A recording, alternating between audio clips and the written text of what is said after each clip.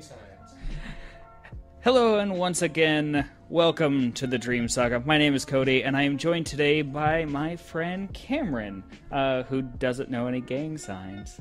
Yeah, I know. I mean, I grew up in the county, in the white section, so hard that I just never learned any. I mean, there weren't any people who ever needed to get capped on my street. You do live in, like, the whitest suburb of St. Louis.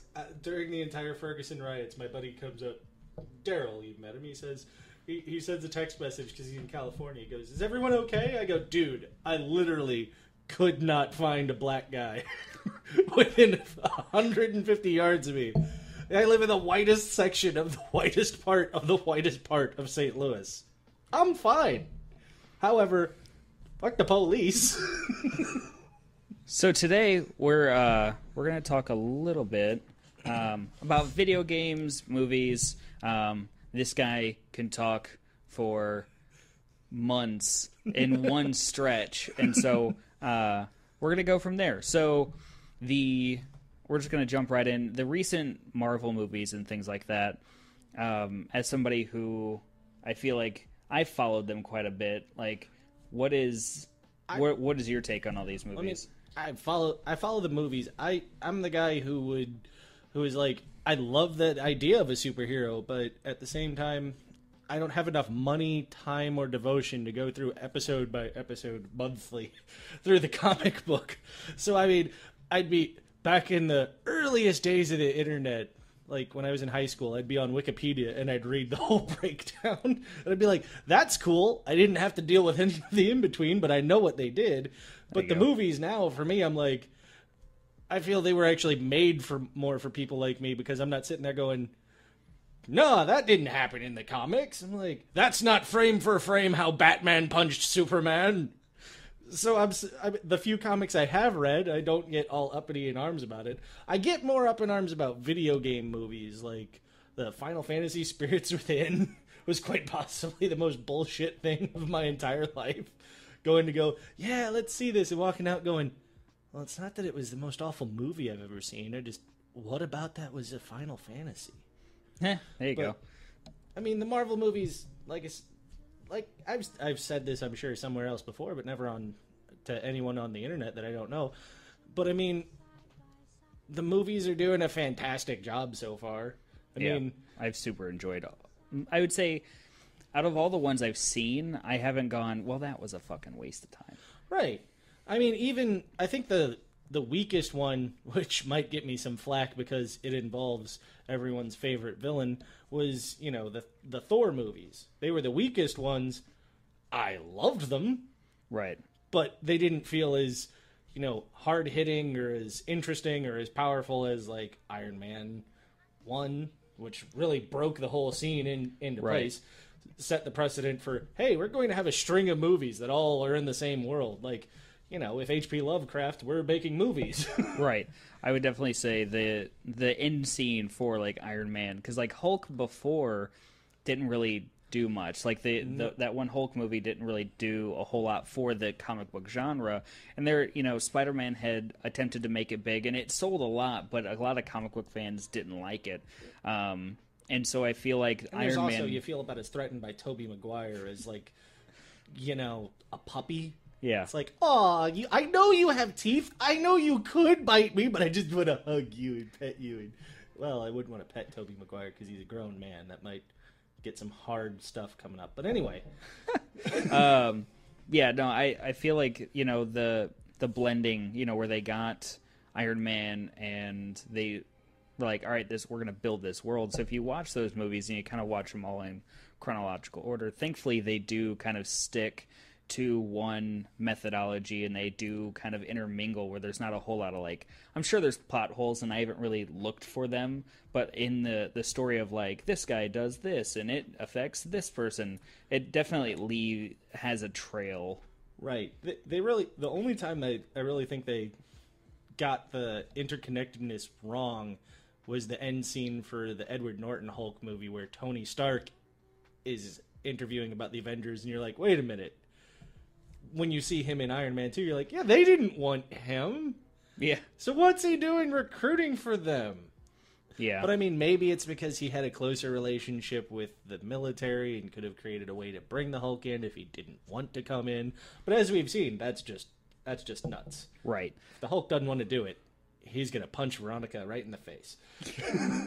Yeah, I mean, the Hulk itself, I mean, I feel like Iron Man is very much, this universe's Batman because he seems to know how to take everybody down. At least in the attempt with the Age of Ultron where he goes after and they fight, him and Hulk fight. And he does subdue him.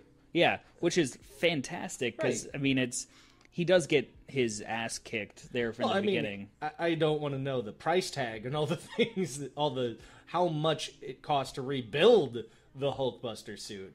And I mean that pod that contained him for the full 2 seconds before Hulk remembered, oh wait, I can dig. That was like the one flaw where I was like, wait a minute, like it's just put a shell around him. Like there's so much this loose debris below him. I think because he gets zapped when he tries to escape. I think it was supposed to try to tase him down, which would be the best way to do it because he's still biological. Lightning is one of the things that still affects him, I believe. I wouldn't quote me on that because again, the last Hulk thing I read was the Deadpool issue where Deadpool has to get Hulk's blood and Hulk has become unstable. That's the only reason he is bleeding. So you get some of his blood to stabilize his power. Speaking of, the saddest thing I am about the movies is that Deadpool exists in a different studio than the Avengers. Yeah, I could definitely see that because Deadpool is just... I love that movie. Like, that was a brilliant way of bringing that character to the big screen. No, it was quite possibly the best way to do angry, crazy nonsense, fourth wall breaking in a movie. Right. Because when they put Deadpool in games, he was the best character of everything he was in. Right. And no one would have thought that because Deadpool, I mean, the thing about him is, as a superhero, his powers are he's a very powerful martial artist, gunner, sniper, and swordsman. Mm-hmm. They have a lot of that already, so he's not unique necessarily. No, right? Maybe like that. Yeah, but looks good. He's not unique in the sense that there's no one else who can do the things he does, martial arts wise and fighting style. It's his uniqueness is his quirkiness, and they managed to actually get that. And like I said, my problem with that movie is that it's handled by the people who are doing X-Men, not the people doing Avengers. Because Deadpool does get along with the Avengers and does have some fun times with Captain America and he has some fun times with Wolverine, but I mean, I'm personally getting a little tired of the Hugh Jackman Wolverine. He's just so invincible, so infallible, so he's like Superman in DC in Marvel. He's pretty much their poster boy when it comes down to X-Men, and that's the only thing they keep pushing is really him. Right, and that was one thing when I said that I didn't get upset about the movie deviations from the comic books. The one that I was upset with, like I said, I would just read the synopses. I only glanced over the Days of Future Past one, but the thing I was like, wait, I don't remember reading about Wolverine, and that's because Wolverine wasn't in it. Oh, all right. Shadowcat goes back to the past. Oh, I didn't know that. And so it's a apparently it was I could be completely wrong here. I can't exactly cite sources from when I was a kid, but I thought it was that Psylocke sent Shadowcat back to the past. And so it was a strong female character saving all these macho dudes. Gotcha. And it wasn't so much action-packed. She wasn't fighting them. It's Shadowcat. Literally, her only power is to avoid fighting. Yeah. I could definitely see that. I don't know. The X-Men movies never really hit the same way for me. I like the X-Men, and I like the idea of, this, band of outcasts, they're mutants, the world around them doesn't really like them, and so they still go out there and fight. But then also, I think they pulled it back too far to get that PG rating, to get that PG-13, and so it left a lot to be desired. And then that's where Deadpool came in and ripped that door right off and said, this is what you can do if you have an untamed anti-hero. Right. Well, not just an untamed anti-hero, but if you just acknowledge that comic books have been written to indulge that part of your teenage self that wants to see someone get punched in the face and go, fuck, that hurt. Yeah. Oh, my phone goes off. But I mean, they just want everyone who reads comic books. You read a comic book and there's blood, there's guts, there's, people bashing people's skulls in and screaming profanities while at the same time Thor's over there going, by the might of my hammer. It doesn't make any sense. There's no tone in comic books. So it's nice to prove that you can take that non-existent tone, put it in a movie, and people will watch it. Right. Give it an R rating, and all of a sudden, everyone loves it, despite the fact that, and the only problem I had with it was, you could see the plot of Deadpool coming from the get-go. Right. Like, you walked into the movie, you heard him say he was after Francis, and that there may be a girl involved, and you knew exactly what was going to happen. Right. So it was, and that's just it. When you have all of that, you can forgive things like predictable plots and all of that, because it's not necessarily, the hero's journey isn't new. It's the how you get there that has always been what you're trying to do. Yeah. So you just got to make it, just basically, if you rewrite Odysseus every time, as long as you make it unique, it's going to be fun. Yeah.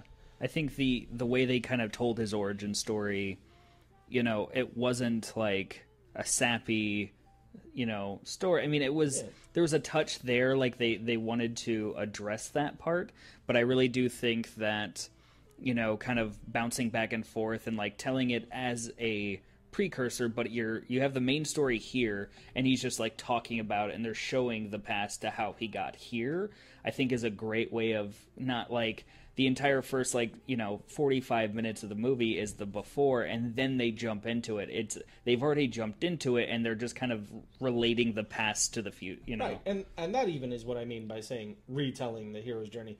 It doesn't, something from video games even that they've taken. You don't always have to start at the start. Yeah, you can go back. You can jump in anywhere you want. You can do that in books, anything. You just come back to it, and you come back to it. You make it tight, exact, and interesting. That's all you really got to do. Of course, again, I would like to mention, for the sake, no one's paying me to write anything. Yeah. No one's paying me for my ideas, so this could all be bullshit. So, kind of getting off the topic of comic books, because we could talk about this for hours, and we have. I mean, I could talk about it. I could talk about dogs pooping for hours.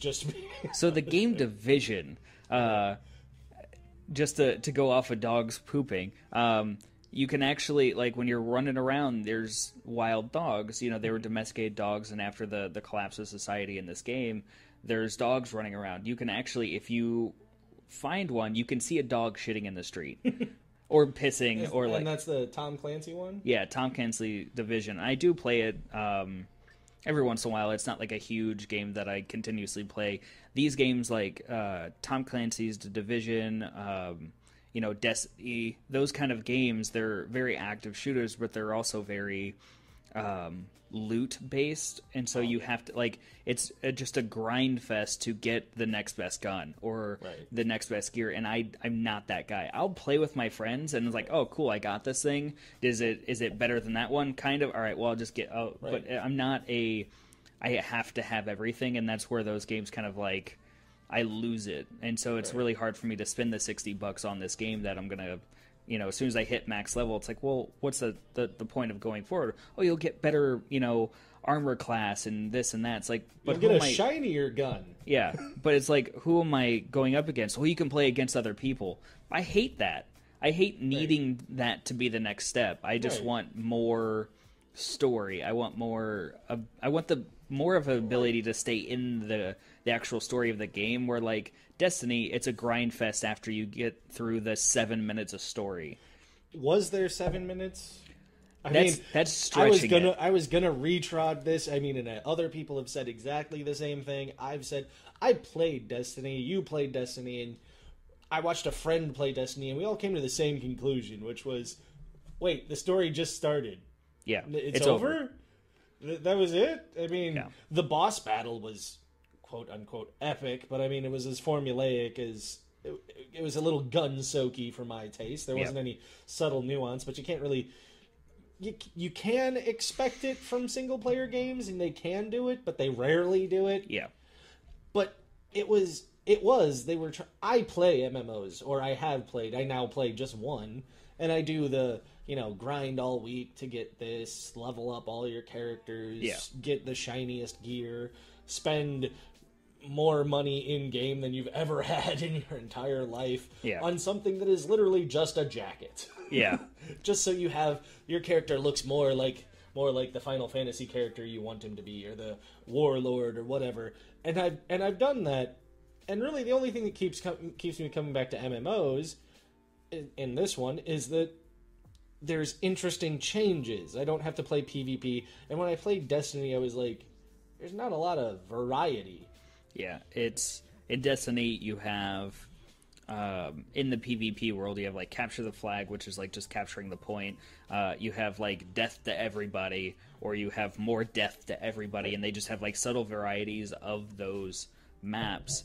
And I know somebody who has continued to play since day one, every single day. And when you look at how many hours he has invested in that, he has almost a year's worth. Like it's incredible. Like the game's been out almost it's over 2 years old. It's in the second year, and he has almost like half a year's worth of hours built into this game.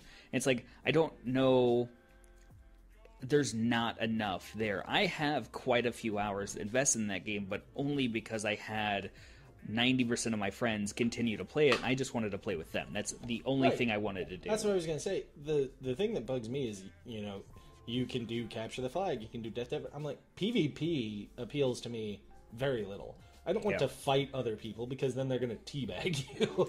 Or they're just going to be overly powered. Right, or there's going to be that guy who's been doing it long enough. It's not like he's better than everyone. It's just he's ran his head into the wall so many times and let so many people kill him, or eventually killed enough people to get the shiniest gun that does the most damage in PvP only. Yeah. I like the cooperating and dealing with people, like bringing everyone to a common goal, and everyone has to deal with it tightly.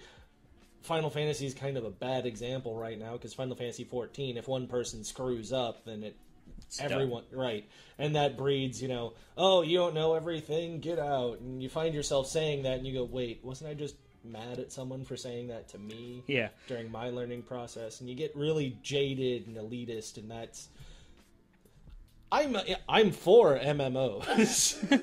Play Final Fantasy 14. I love the game. I just realized all of a sudden I'm like, I haven't said a good thing about this. And talking a little bit more about like games and variety and things like that, the consoles right now, I think, and I've talked about this previously, but the consoles are really lacking a variety. And like with the PlayStation 4 right now, there's not a whole lot of backwards compatibility. You have PlayStation Now, I don't. Right. But then it's just strictly streaming these games. You have to stream it. If your connection gets broken at any point, you're done. It kicks you. It's kind of like if your power goes out, but more frustrating because your power didn't go out. Right. And it's just, it kicks you back to your last save, which I've been playing Darksiders, and that thing saves at so many different points that I'm like, I'm good. But at the same time, somehow this one's the only one that hasn't been screwing up. I told you earlier, I tried playing Sonic, and it would register me in the air instead of on a platform, and I just go forward when I want to go up, and I'm like, platformers, I wouldn't suggest it now until this gets any better. And the real problem is I went on PS Now, and I'm like, I found Darksiders 2, which is something I wanted to play all the time, or at the time, I was just like, I don't know if I want to spend $60 on Legend of Zelda with a guy in a mask. Yeah.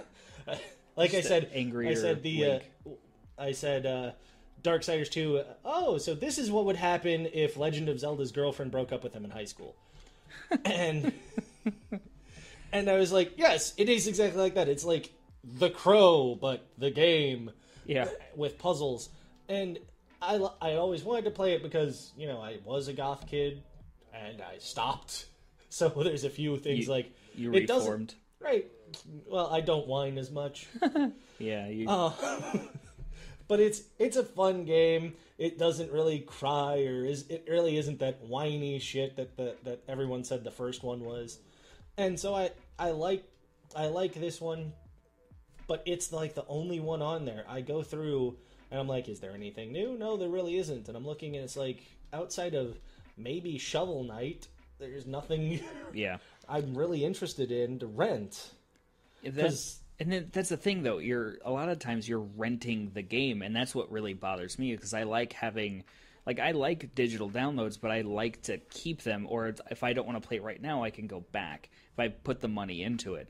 And that's why I've kind of reverted back to the retro style of things, where I'm just collecting hard copies. So if my internet goes out, which I'm having major issues with the last 2 weeks, I can just pop in a game and start playing it. I don't need the internet to then connect to some server to update it because, so and so fucky buck, wanted to add a different hue of gun, or they changed some enemy stats and it has to update the entire server. Right.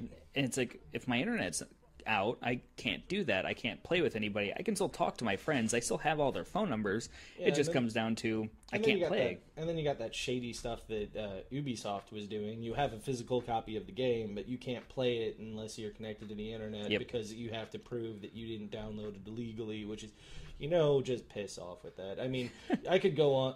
People have gone on ages and ages about DRM and how useless they are and whatnot, so I don't want to retrod that.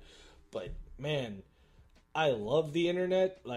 I spent 20 years without it almost, because I didn't get a cell phone with internet until 10 years ago. Maybe I didn't have it constantly, and now if I'm away from it for too long, I'm like, what's going on? I think that's where a lot of the online multiplayers and things have really sprung up, because you have communities and stuff that have formed with the internet. But then it also comes down to what happens if the internet goes away for a day, or something. For me, I was having these spikes of connectivity where I was watching it with this network app on my phone, and on all my other devices, I was watching it just connect and disconnect continuously. And it was it wouldn't stay. Resetting anything, restarting, nothing fixed it. I had to swap it out. I have to wait for, in our area here in St. Louis, we have Charter and AT&T and a bunch of other places, but Charter, which is pretty much just Cox Communication through the West, which thankfully isn't Time Warner, but you have to wait for somebody to come out. And if you're like me, who works retail, you get out typically around 5 o'clock. And so they're already closed. Their branches aren't going to come talk to you. And so you have to wait and wait and wait. And you're like, oh, they're going to call you back. Well, they're never going to call you back. So you are stuck with some defunct piece of technology. And so thankfully the internet has been pretty consistent as of late. So I don't know what was going on. I did go get a different router and things like that. But well, I mean, the funny part about St. Louis and our internet is you've got two distinct types of people. You've got the Charter customers who are like, what are you talking about? I've never had a problem with my internet in a day in my life. And I mean, and those people come in all ranges, from people who just connect to the internet to watch Netflix to people who are playing MMOs like I am. And then you have the other Charter customers who are like, it has not worked a second since I bought it. I am so irate. I cancel my subscription. Oh, but we'll give you cheaper and we'll send a tech out right now. Oh, okay, it's fixed. Okay, 10 days later, bam, back to not fucking working. Yeah. And the people who say, oh, well, the Charter doesn't work, go to AT&T. Well, AT&T is one of the funniest things in St. Louis, because I have lived in places where we've said, oh, we're going to call AT&T. Da, da, da. Oh, we don't service that area. I'm like, we live in a county that has 50,000 population. You can't just say, how do you have a black zone in the middle of a residential area? Literally, Right. the person across the street had AT&T Yeah. when they said they couldn't get service out to our house. So it was like, that's... Yeah, I had a gentleman I was talking to about internet, and he lived into it. He just moved into this like really nice residential area, and it was all brand new. And so AT&T and Charter had built up right next to his house. His neighbor had it, but because they hadn't built the infrastructure for his house, he could not have internet. And it was like, wait a minute, you literally can't just like connect the house together with like an Ethernet cable, like. Right, you just pay him extra a month for some more bandwidth and just zzz, here you go. Just put the Ethernet cable through the wall or Yeah, the just corner. like just whatever. But I'll take care of that with some duct tape and some caulking. yeah, and so There's a Weird Al reference only 5 people got.